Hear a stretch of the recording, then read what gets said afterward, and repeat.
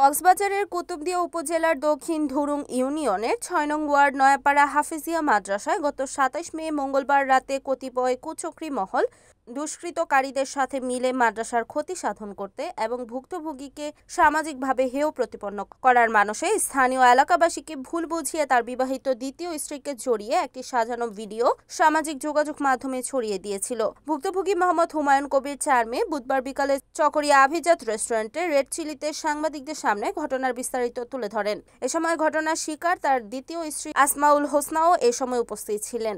আমার পাশে যিনি আছেন হুমায়ুন কবির, আমার স্বামী। আমি সেদিন যে ঘটনাটা ঘটেছিল ওইটা একটা মিথ্যা। আমার বৈধ স্বামীর সাথে আমি ছিলাম। কতগুলো এলাকাবাসী ভুল বুঝে আমাদেরকে। সাংবাদিক বৃন্দ, আসসালামু আলাইকুম রহমতুল্লাহি ওয়া বারাকাতুহু। আমি কক্সবাজার কুতুবদিয়া উপজেলা দক্ষিণ ধুরুং ইউনিয়নের ৬ নং ওয়ার্ড নয়াপাড়া হাফিজিয়া মাদ্রাসায় বিগত ১৫-১৬ বছর যাবৎ অতি সুনামের সাথে শিক্ষকতা করিয়া আসিতেছি।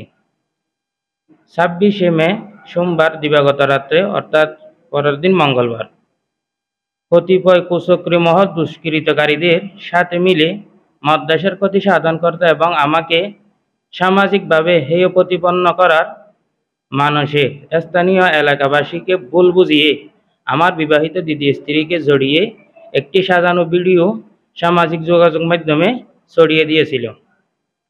আমি এই সাজানো ভিডিও সংবাদে বিভ্রান্ত না হতে এলাকাবাসী, সুশীল সমাজ ও মিডিয়া সহ আইন শৃঙ্খলা বাহিনীকে অনুরোধ জানাচ্ছি। মূলত আমি হুমায়ুন কবির পিতা শাহ আলম, চকরিয়া উপজেলা কয়ারবিল ইউনিয়নের হাসিমারকাটা বাসিন্দা হই।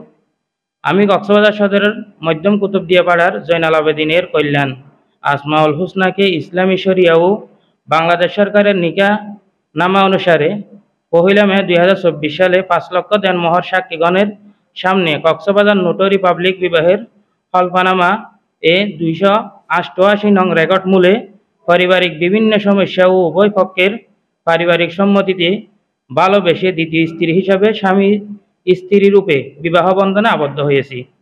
সেই থেকে কর্মস্থল নয়াপাড়া হাফিজিয়া মাদ্রাসায় আমার নির্ধারিত বাসায় দুইজন সুখে শান্তিতে বসবাস করে আসতেছি।